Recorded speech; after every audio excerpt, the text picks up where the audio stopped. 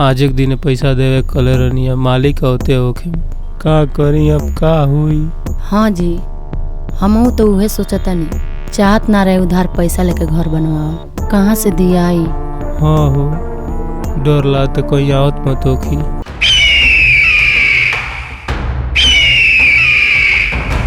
का जी आई मालिक।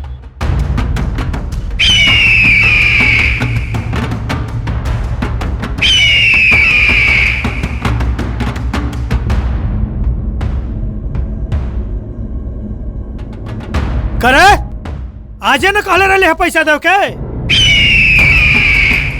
चल दे पैसा।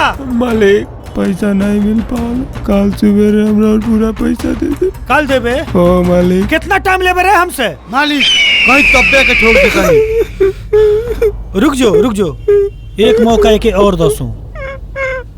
सुन ले, काल हमनी के फिर से आप जा, अगर काल पैसा ना दहले तो अंजाम में कर बहुत बुरा होई। काल हमरा और पाई समझा दिए रे, न तो उठवा ले जाए। ठीक मालिक। चलिए मालिक, बैठी मालिक।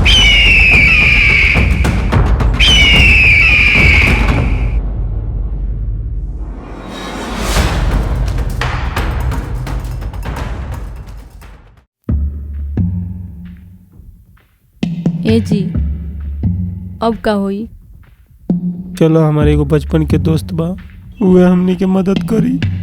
ठीक बा चली। चलो ठीक आओ।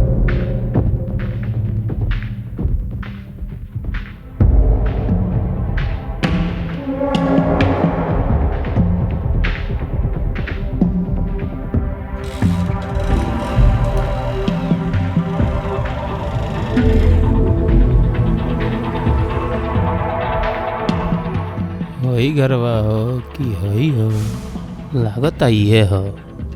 का सोचे लगनी, बुला के देखी ना। अच्छा रुका, बुला के देखा तनी। राजा, ए राजा, केहू बा हो? क्या? अरे इंद्रजीत भाई, आओ आओ। हम तो भुला गए नहीं मर्दे कौन। अरे ताजवे के थोड़ी आइल बड़ो, बहुत पहले आइल रहलो। आओ जा, आओ इंद्रजीत भाई।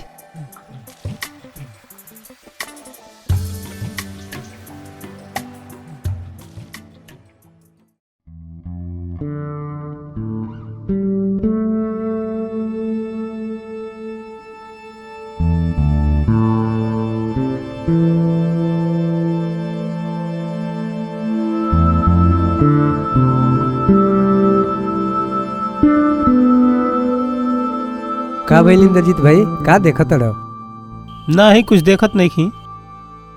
अच्छा बैठे, जम पानी लेके आओ तनी। ठीक बा, लेके आओ।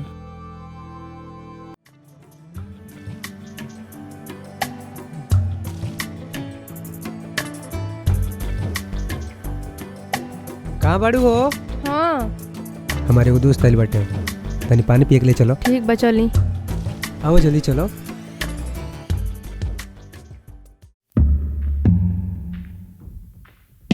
ए जी काहे के एकनी के घर लेके आईनी है? ये तो खुद कंगाल बड़ा सा, तो हमनी का पैसा दिया सा। हाँ हो, हम तो सोचनी हमसे ज्यादा पैसा ऐसा कमाते, ये तो हमरो से ज्यादा कंगाल बा। रोरो चली, हम लेके आओ तनी।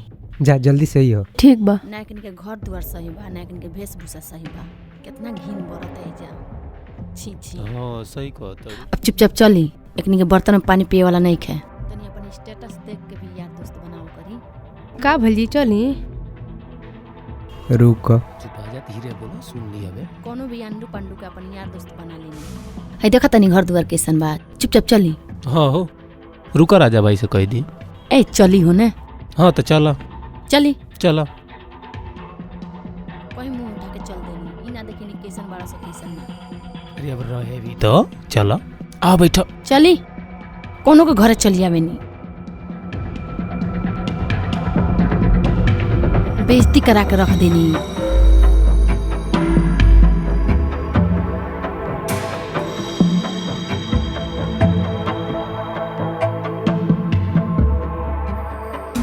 छोड़ी जाए दी। ले जा रख तो।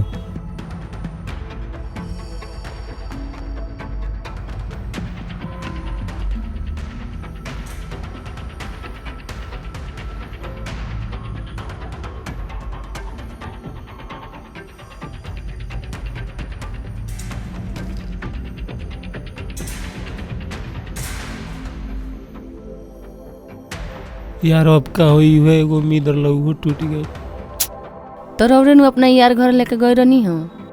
आए दोस्ती रखल जाला त तनी बढ़िया घर द्वार से रखल जाला ताकि जरूरत अइला पर काम दे। सही कहताड़ू। उ तो हमनियो से गइल खाता रहल हसो। हाँ का करबू, उ स्कूली टाइम के दोस्त रहल।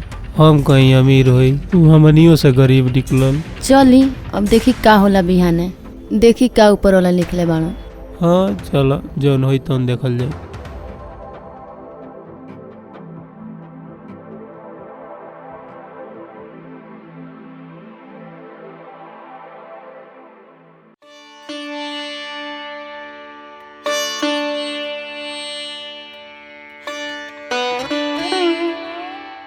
बन गल कुदरिया? हाँ बन गई। ठीक बा तब चली। चलो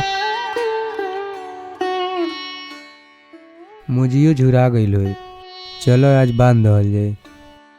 नाही कुछ दिन और झुरा दी तब बनाई।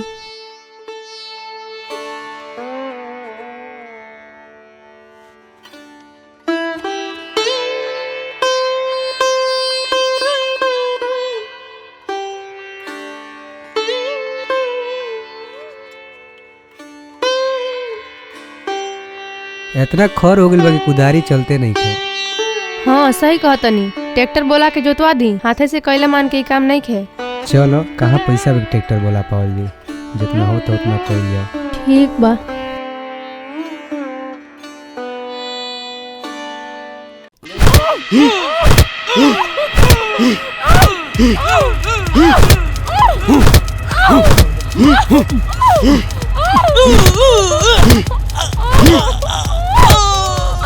मारो से के मारे के हमारे पैसे खाइबे।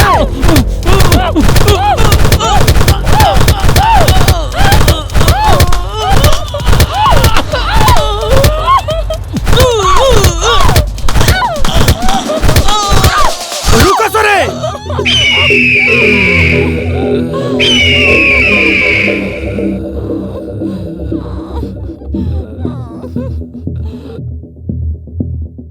ए जी हाँ चले के बिहने आवल जाई, अब मन नहीं करत काम करे के।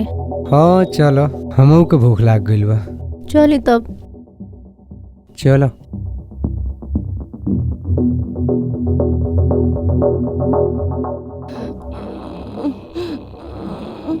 टाइगर जी मालिक। खोले कर मुंह। बिलुआ जी मालिक। तेऊ खोले कर मुंह। ठीक हो मालिक।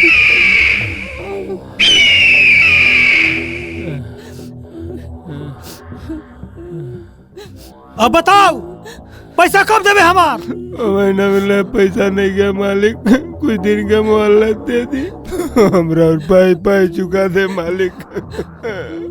ए तारे हमार पैसा ही ना दी हसू, एकनी के खूब मारसू, दबा के मारसू, मार के खाल खींचू सकनी के।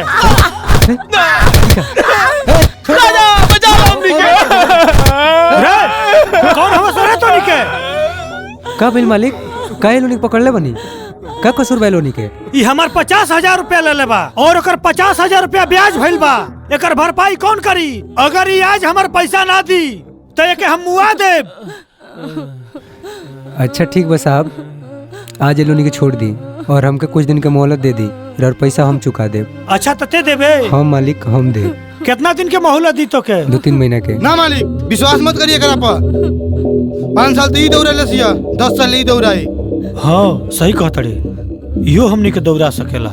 ना मालिक, रोना एक बार मौका दे के तो देखी, हम 2-3 महीना के अंदर में चुका दे।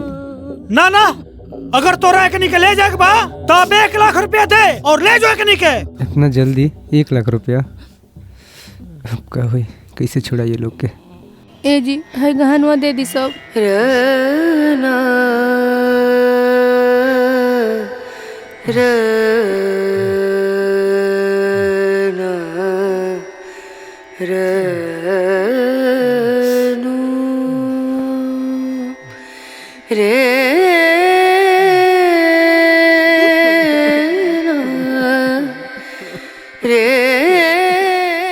ए जी हली यहाँ के दे दी, इतना में हो जाइए 1 लाख। ली मालिक, हई रख ली। 1 लाख रुपया से ज्यादा के गहना बा। इतना मेरा और पूरा पैसा के भरपाई हो जाए। लेके जो चलो सर, चुप हो जाए, हमनी के पैसा से भी ज्यादा जेवर मिल हो गई। जाए। हाँ मालिक चली। चुप हो जाए इंद्रजीत भाई, मत रो, सब ठीक हो जाए। माफ कर दे राजा भाई हमके, हम बहुत गलत सोचत रहनी है तेरी बारे में। तू बहुत महान इंसान बाड़ा। माफ कर दे बहन, तारा घरे गई रहनी तो ना जाने का हम कहनी। कौनो बात ना, छोड़ी उ सब बात। तारा घरे जाके हमने तो बहुत भला बुरा छोड़ा उस सब बात, तुम बोल तुम भुला जा। चला जा।